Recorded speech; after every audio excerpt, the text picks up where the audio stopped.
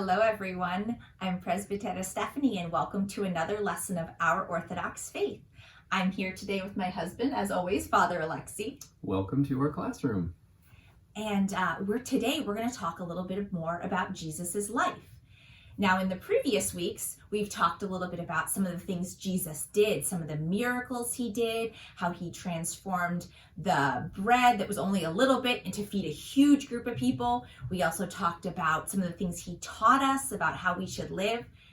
And so there's more to the story. After Jesus did all of these things, we talk about the end of his life. But in order to understand what happened at the end of his life, we have to go all the way back to the beginning. I don't just mean to the beginning when Jesus was born. I mean all the way back to the beginning. In the Garden of Eden that we learn about when God created the world. Do you remember our friend Mr. Snake? Father Alexey, do you remember him? I remember this story. Oh, here's Mr. Snake. They're a little smaller this time. Whoa, that's better. So Mr. Snake here, remember he lived in the garden along with all of the other animals that God had created. And one day he came to Adam and Eve and he decided to put a bad thought in their mind. He said, look at those apples over there on that tree. They look so good.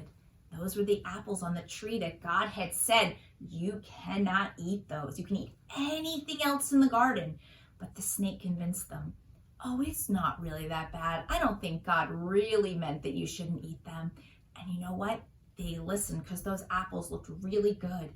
And Adam and Eve ate the apple. And from that time on, they couldn't live in the beautiful garden anymore.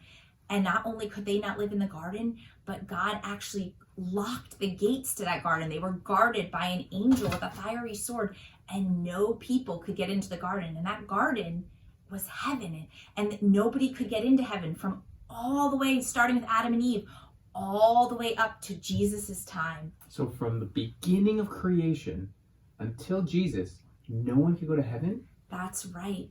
But you know what? God made every single one of us, and he made us to live with him. He wanted us from the very beginning to live with him always in that garden. So God had to come up with a plan. How was he going to open up those gates so that all people could come and be with him in heaven?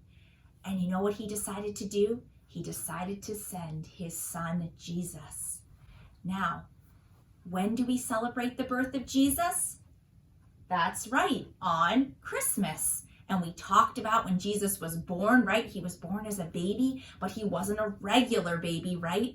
Remember that on the night that he was born, first of all, he was born in a what?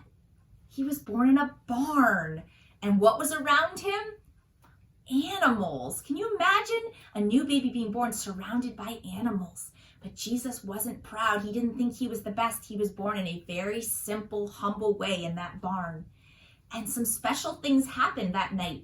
And when he was young that made the people realize that this was a special and a different baby. First of all, there was a giant over the barn when he was born? That's right, there was a giant star. And that star shone right over to lead people to come and worship baby Jesus. And also anyone remember? Oh, I do. What was it? Who was it, Father Alexey? Wise men. 3 wise men or kings came and they brought him gifts. Now, I don't know about you, but I didn't have kings come visit me and bring me gifts when I was a baby. And they brought him very special gifts: gold, frankincense, and myrrh. The types of things that you would give to kings, not to babies, because this was a very special baby. So God sent his son, baby Jesus, and baby Jesus was born. And he grew up, remember? And he got baptized, like we see him there in the river by St. John the Baptist. Remember the big loud voice and the dove that went over his head? And then remember, he started doing miracles for people. He made that bread that was so little turn into so much. And he also started teaching people, and he did parables to help them learn those stories that teach us things. And you know what? So many people listened to him and believed in him and followed him because they wanted to live the way that he was teaching them, the way that would lead them back to heaven, to be with God always. But unfortunately, there were people that didn't like him, people that didn't listen to what he said, that didn't believe that he was actually God's son. And so I think those people were jealous of him. Yeah. Right? Because people were growing and learning how to find peace and love. But they didn't like that. They wanted power and control. Exactly. And they didn't always like the things he was teaching and the way he was teaching them. They didn't like his kingdom. They wanted an earthly kingdom, not one that was in heaven. And so those people, unfortunately, started to make up bad stories about things that Jesus hadn't really done. And they started to call him names, and they ended up hurting him, his body, because they were so unkind and so angry. And eventually they nailed him to a cross, and he died there, like you can see in this icon right here. And it's okay to be really sad and scared when we hear stuff like that. It's a very sad thing to hear that people didn't believe Jesus and that they treated him so poorly. But you know what? It's not the end of the story. No, that's right. In fact, there's really good news, because even though Jesus died on the cross, what do we celebrate at Pascha? That's right. We celebrate Jesus coming back to life, because 3 days later, Jesus was alive again. He came back to life, the greatest miracle. Remember we talked about miracles and how it's something amazing that you can't explain? The greatest miracle of all time. Jesus came back to life. And so we say on Pascha, Christos anesti, Christ is risen. So let's practice that. Let's say that. Christ is risen. Truly he is risen. Or we could say Christos anesti. Alithos anesti. So you want to try it with us? We're going to say it first and you're going to repeat us. So we're going to say Christ is risen and you're going to say truly he is risen. Okay. 1, 2, 3. Christ is risen. Truly he is risen. So that's what we celebrate on Pascha. But there's those 3 days, and that part is a really important part of our story, because after Jesus died, remember those gates that were closed to the garden, the ones that no one could enter? Jesus went down into what we call hell, the place that is dark and separate from God, away from God. And all those people that couldn't get into the garden, he brought them all up with him, and he broke open those gates, and he went into heaven, and he brought those people with him into heaven. And now all of us, if we follow Christ and we live the way that Jesus taught us to live, and we believe in him, then we can go and be with God in heaven too, just like God always planned for us. So God called himself a king, and every king has a kingdom, right? An area that they rule over. Well, God's kingdom is not here on this world. It's in the kingdom of heaven. And he came to this world to announce its coming, to say, the kingdom of heaven is at hand. It's coming. And now, after the resurrection, we can go to heaven. Exactly. It's so much fun. And that's what's so amazing about Jesus's life, is that he didn't just come as a really nice person that taught people and did good things, but he actually came with one very, very special and important job. And that was to teach us so that we could follow him to heaven. And he opened heaven up for us. So all of us who follow him, he calls himself the way.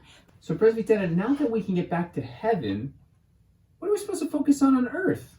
Well, we need to focus on the things that Jesus taught us while he was on earth. And the 2 main commandments he told us were to love God with all our minds, our hearts, our souls, and our strength. Okay? And the second thing was to love our neighbor as ourself, just like we talked about in the story of the Good Samaritan, with the man who had his things stolen. He was lying by the side of the road, and the one man who finally came by and took care of him and helped him and brought him back. So those are our main jobs while we're here on earth in order to go to heaven, are to love God with everything that we have, all of us, and to love our neighbor. And it's very important that we do that, because we always have to have a because. We need to know why. It's important that we love our neighbor because Jesus is our neighbor. So every time we love the person next to us, it's like showing God love, because every person, no matter how good or bad they are, is made in the image and likeness of God. Whether they're a Christian or they're not a Christian, whether they're our family or our friends or a neighbor that we don't even know. We need to love everyone. Obviously, we don't need to talk to everyone, because strangers are still strangers. But when we love our neighbor, we love God. And that's how we get to heaven, is by loving God so he knows who we are. And having that relationship with him, that means praying to him, thanking him for all that he has given us. So that kind of wraps up Jesus's time on earth.